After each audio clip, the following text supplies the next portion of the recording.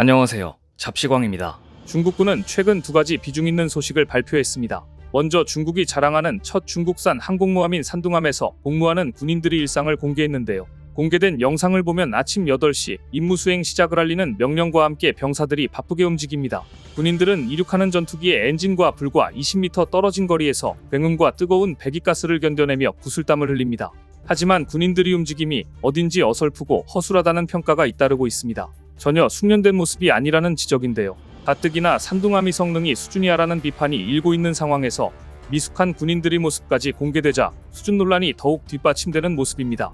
두 번째는 야오닝함이 1년간 개조를 마치고 시범운항을 하는 장면이었습니다. 공개한 사진들에는 야오닝함이 전날 예인선 도움을 받아 야오닝성 다렌조 선소를 나서는 모습이 담겨 있습니다. 지난해 2월 28일 보수와 업그레이드 작업을 위해 조선소에 들어간 지 꼭 1년 만의 항해였습니다. 지난해 외신들은 중국의 야오닝함을 집중 조명했습니다. 중국이 옛 소련의 미완성 항모를 구입해서 겨우겨우 개조해 만든, 그러니까 거의 퇴물로 평가되던 야오닝함이 대대적인 수리공사를 받고 있다는 점 때문이었습니다.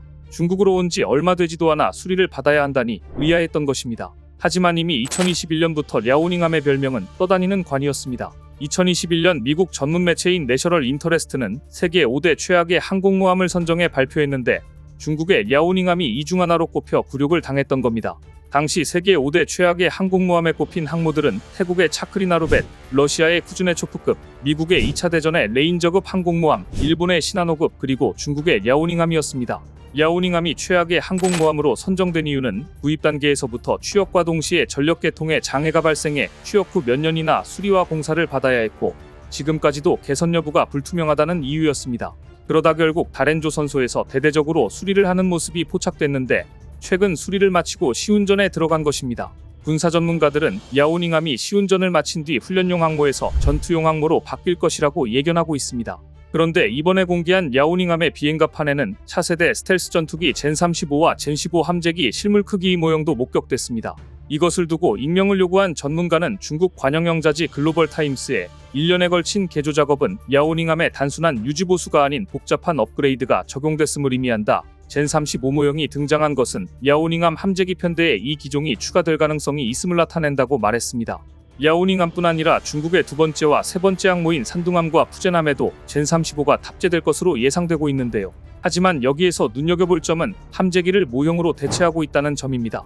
전투용인데 모형 함재기를 공개했다는 것은 여전히 사출에 문제가 있다는 것을 말해주는 것으로 사실 유명무실한 항모라고 볼 수 있는데요. 중국은 항공모함 숫자는 많지만 성능 면에서는 아직 미국 항모에 비해 취약합니다. 중국도 자국 항모가 미국에 비해 성능이 취약하다는 사실을 알고 대책 마련에 나섰지만 미 항모와의 격차는 여전하다는 게 군사 전문가들의 평가입니다.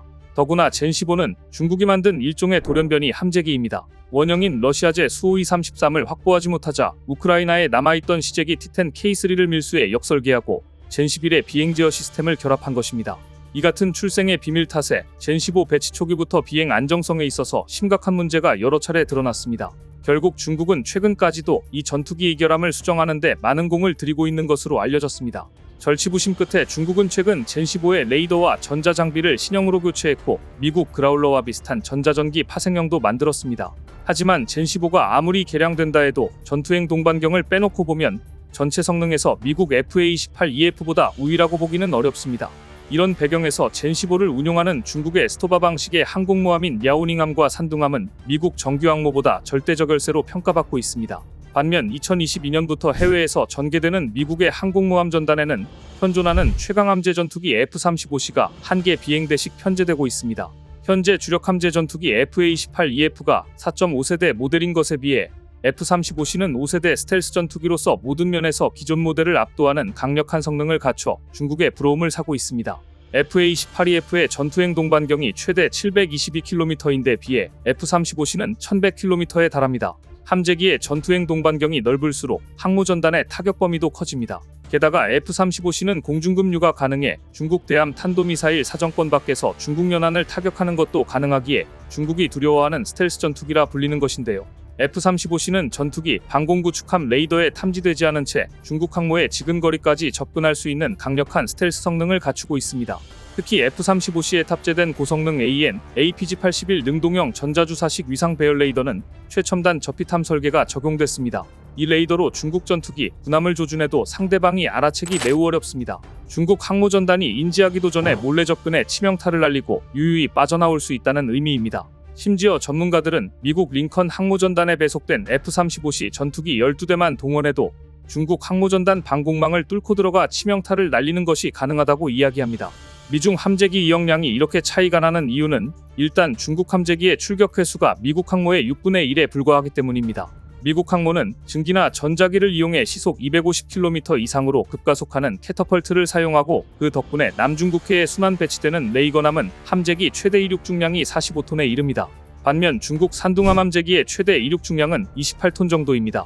연료와 무장이 줄면 작전 반경이 짧아지고 전투력도 떨어집니다. 항모 전투력을 가늠하는 척도인 출격 횟수 측면에서 중국은 뚜렷한 한계가 있습니다. 산둥함은 하루 평균 20회 정도 전투기를 출격시켰다고 하는데 미국 니미츠함의 하루 평균 출격 횟수가 120회 정도입니다. 중국은 6분의 1에 불과하니 출격 횟수만 보면 거의 초등학생과 대학생 수준의 격차라고 볼 수 있습니다. 재래식 동력도 문제입니다. 산둥함은 자체 연료로 항해할 수 있는 기간이 15일 정도에 불과해서 오가는 데 들어가는 연료량을 감안하면 실제 작전 기간은 7일 전후입니다. 반면 미국의 핵 추진 항모는 이론적으로 수년 동안 연료 보급 없이 항해할 수 있습니다. 그래서 중국 항모는 항모전단 뒤에 보급함이 따라다닙니다. 랴오닝호는 작년 12월 괌 해역 훈련을 할 때 보급함으로부터 4번 기름을 보급받았다는 사실은 유명한 이야기입니다. 중국은 이런 문제를 해결하기 위해 랴오닝함을 대대적으로 보수했다고 하는데요. 하지만 시작부터 구닥다리를 주워다가 만들었으니 대대적으로 개조를 했다고 한들 실전에서 제대로 된 성능이 나올 리 없습니다. 중국 항공모함과 전투기가 대구력을 맛보는 동안 반면 한국은 태국에서 엄청난 소식을 전해왔습니다. 태국 공군은 코랏 103 비행대대에 F-16A를 대체할 새로운 전투기 12대를 조달하는 프로젝트를 진행 중인데요. 미국이 5세대 전투기 로키드 마틴 F-35 라이트닝2 합동 공격 전투기를 태국에 판매하는 것을 승인하지 않자 다른 루트를 통해서 전투기를 사야 하는 상황이 된 겁니다. 이런 태국의 상황을 잘 아는 한국의 카이는 태국 공군의 구형 F-16 대체 전투기로 대한민국의 KF-21 보라매 전투기를 제안했습니다. 태국 공군의 새로운 전투기 조달 프로젝트에서 유력한 옵션으로 보이는 경쟁기종과 비교했을 때 KF-21은 경쟁기종보다 아직은 열세이긴 합니다.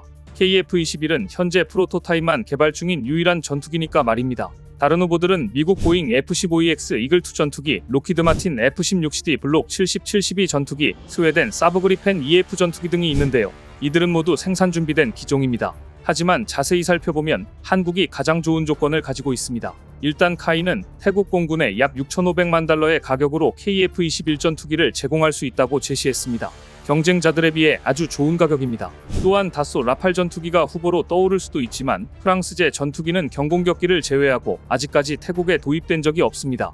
중국의 젠10C 전투기와 FC-31 전투기 역시 태국 공군과 시스템이 호환되지 않으며 참여가 금지된 러시아 역시 호환되는 시스템이 없습니다. 하지만 한국의 KF-21은 F-16AB ADF 전투기를 대체할 수 있는 좋은 옵션이 될 수 있습니다. 주로 공대공 전투에 주력하는 방공전투 비행대대이기 때문에 태국 공군이 향후 조달할 예정인 미티어 공대공 미사일 능력을 활용할 수 있고 태국 공군이 이미 운용 중인 IRIS-T 단거리 공대공 미사일을 사용할 수 있기 때문입니다. 이보다 더 좋은 조건은 없습니다. 더구나 카이는 태국 공군 TO-10TH 골든이글과 마찬가지로 요구에 따라 기술 이전을 제공할 수 있다는 옵션도 넣었습니다. 태국 공군은 새로운 전투기 기종 선정을 위한 위원회를 구성한 것으로 알려졌는데요. 과연 태국이 최종 KF-21을 선택할지 귀추가 주목됩니다. 오늘 준비한 소식은 여기까지입니다. 댓글을 통한 여러분들의 많은 의견 기다리겠습니다.